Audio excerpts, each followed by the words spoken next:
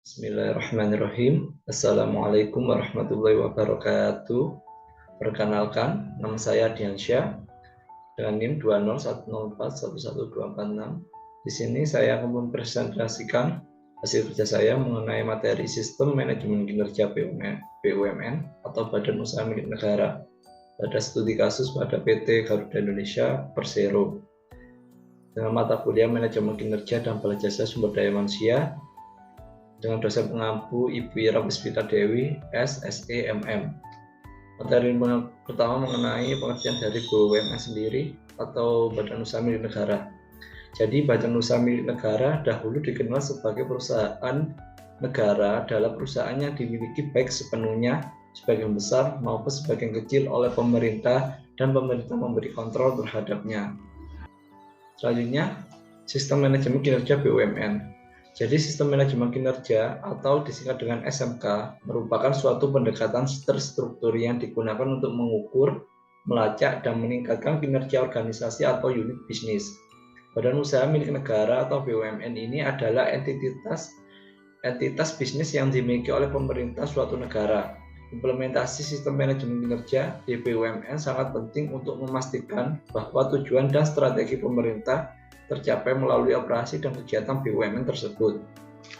Selanjutnya, elemen penting dalam sistem manajemen kinerja BUMN.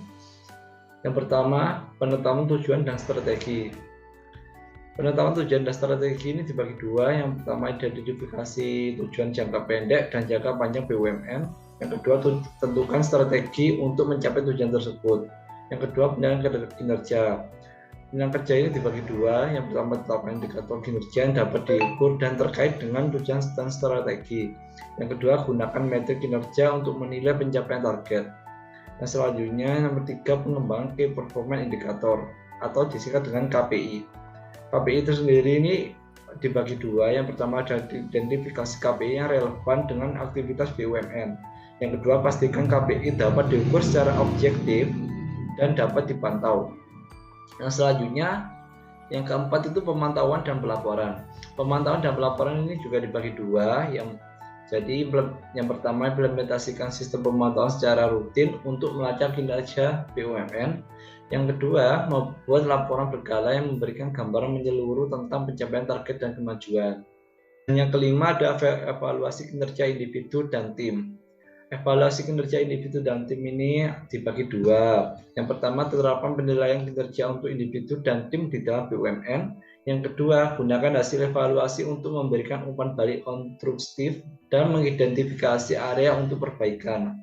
Dan yang keenam, pengembangan karyawan. Pengembangan karyawan juga dibagi dua. Yang pertama, ada implementasikan program pengembangan karyawan untuk meningkatkan keterampilan dan kompetensi.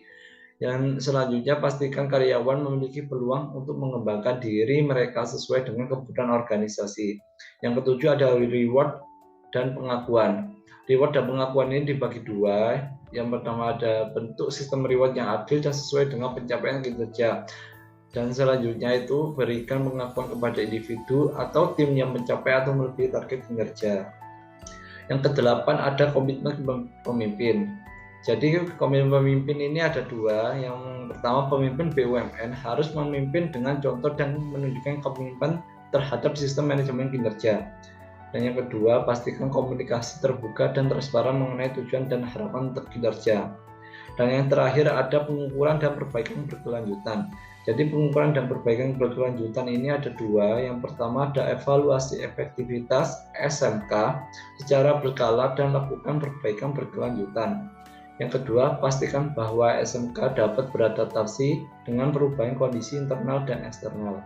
Jadi, implementasi sistem manajemen kinerja yang baik di BUMN dapat membantu meningkatkan efisiensi, transparansi, dan akuntabilitas sehingga mencapai tujuan pemerintah dan memberikan nilai tambah bagi masyarakat.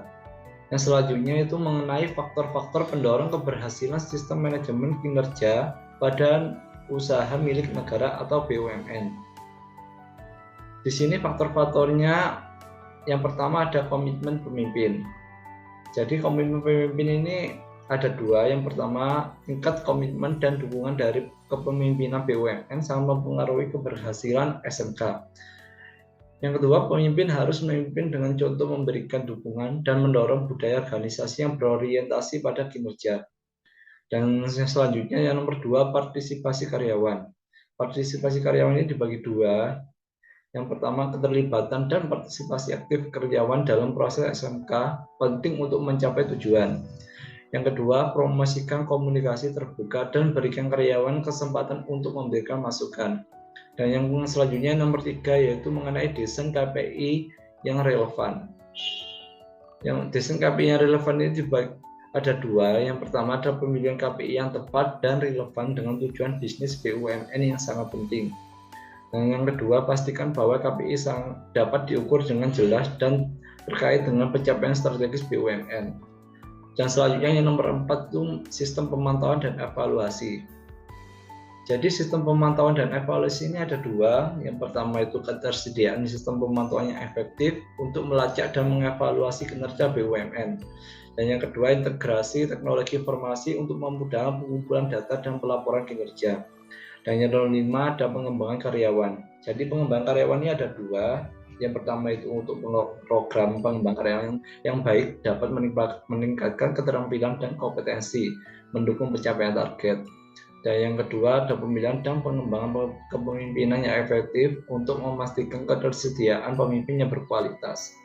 Dan yang keenam ada sistem reward dan pengakuan. Jadi sistem reward dan pengakuan ini ada dua. Yang pertama di sistem insentif yang sesuai dapat memberikan motivasi kepada karyawan untuk mencapai atau melampaui target kinerja. Dan yang kedua itu pengakuan dan apresiasi terhadap kontribusi karyawan yang luar biasa. Dan yang ketujuh ada budaya organisasi. Jadi budaya organisasi ini ada dua. Yang pertama itu untuk budaya organisasi yang mendukung akuntabilitas, transparansi, dan kinerja tinggi. Dan yang nomor dua itu perubahan budaya yang mendukung implementasi SMK yang efektif. Dan yang terakhir ada kepatuhan dan etika. Jadi kepatuhan dan etika ini juga dibagi dua ya.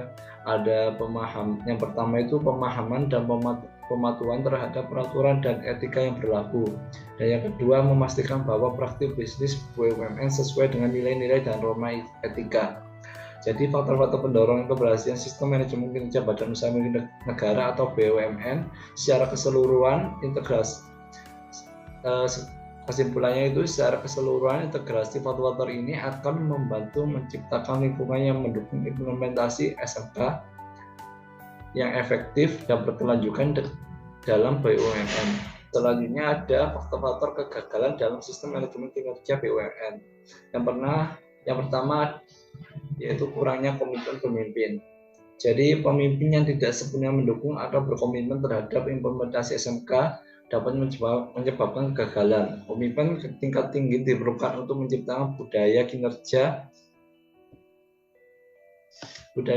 dan memastikan dukungan dari seluruh organisasi. Dan yang kedua, tidak memadainya desain KPI.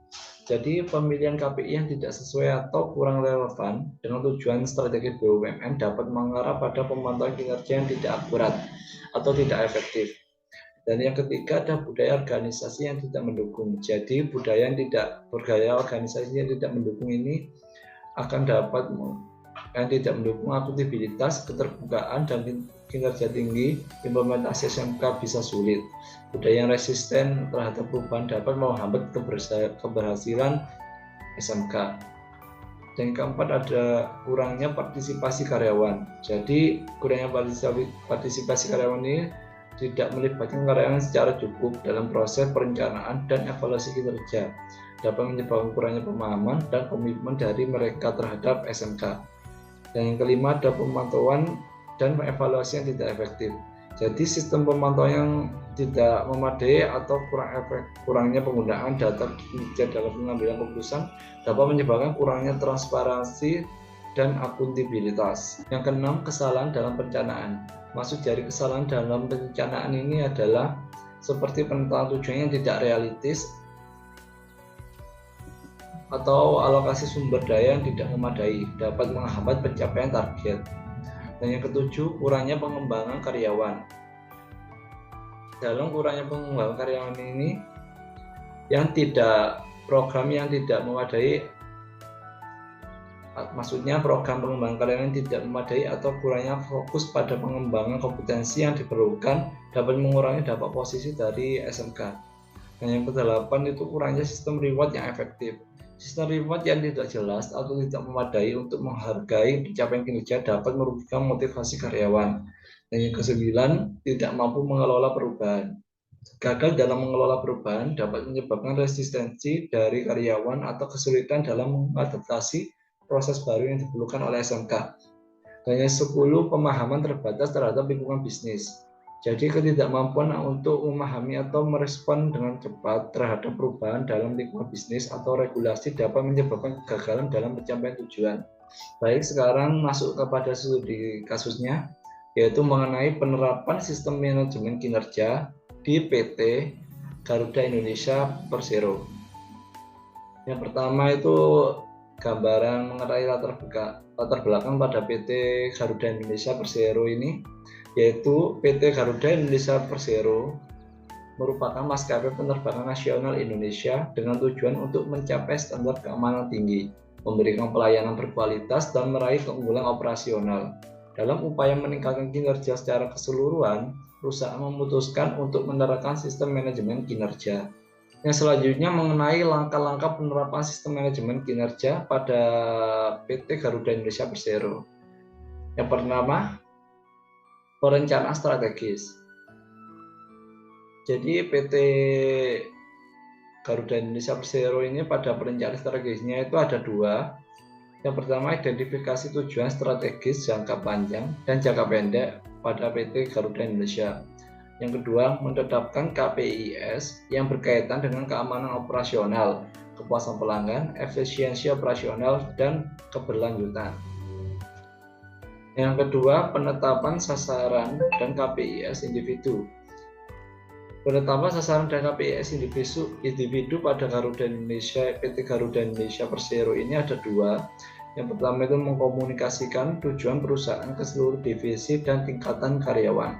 Yang kedua itu menetapkan sasaran dan KPIs individu untuk setiap departemen, mulai dari pilot hingga staf layanan pelanggan.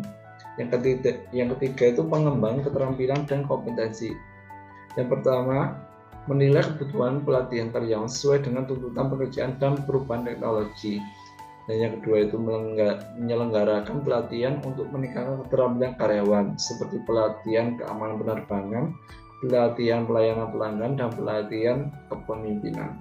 Yang keempat, langkah-langkah penerapan sistem manajemen kinerja mengenai sistem pengukuran dan pelaporannya. Jadi sistem pengukuran dan pelaporannya pada PT Garuda Indonesia Persero ini ada dua. Yang pertama itu mengimplementasikan sistem pengukuran terintegrasi untuk memantau real-time pencapaian. Maksud saya itu mengenai real-time pencapaian KPI atau Key Performance Indicator. Nah, yang selanjutnya itu menyediakan dashboard kinerja untuk manajemen tingkat atas agar dapat mengakses informasi kinerja dengan cepat. Yang kelima, pengembangan kinerja. Dalam pengembangan kinerja pada PT Garuda Indonesia Persero ini ada dua. Yang pertama itu menyelenggarakan evaluasi kinerja rutin dengan umpan balik konstruktif. Yang selanjutnya itu mengidentifikasi area perbaikan dan memberikan dukungan atau pelatihan tambahan kepada karyawan yang memerlukannya. Dan yang keenam, reward dan pengakuan. Reward dan pengakuan pada PT Garuda Indonesia Persero. Yang pertama itu untuk menetapkan program penghargaan untuk pencapaian kinerja yang luar biasa seperti bonus kinerja atau pengakuan publik. Yang kedua itu mengadakan acara penghargaan tahunan untuk merayakan prestasi individu dan tim. Dan yang terakhir itu evaluasi sistem secara berkala. Jadi evaluasi sistem secara berkala pada PT Garuda Indonesia Persero ini yang pertama itu dengan melakukan evaluasi periodik terhadap efektivitas sistem manajemen kinerja. Dan yang selanjutnya itu mengadakan pertemuan pembaruan untuk mengevaluasi keberlanjutan dan membuat perubahan jika diperlukan. Selanjutnya itu hasil dan dampak pada PT Garuda Indonesia Persero. Jadi hasil dan dampak PT Garuda Indonesia Persero ini pada sistem manajemen kinerja ini dengan Dengan menerapkan sistem manajemen kinerja pada PT Garuda Indonesia Persero, berhasil meningkatkan efisiensi operasional, kepuasan pelanggan, dan keselamatan penerbangan, sehingga karyawan lebih terlibat dan memiliki pemahaman yang lebih baik tentang bagaimana kontribusi mereka berdampak pada kesuksesan perusahaan secara keseluruhan. Dari studi kasus di atas ini harus disesuaikan dengan realitas unik PT Garuda Indonesia Persero dan industri penerbangan secara keseluruhan. Jadi implementasi sistem manajemen kinerja harus selalu disesuaikan dengan konteks dan kebutuhan organisasi spesifik. Baik, terima kasih. Hanya itu yang bisa saya sampaikan. Mohon maaf apabila ada kesalahan kata, baik disengaja atau tidak disengaja. Sekali lagi saya minta mohon maaf yang sebesar-besarnya. Wabillahi taufiq wal hidayah. Wassalamualaikum warahmatullahi wabarakatuh.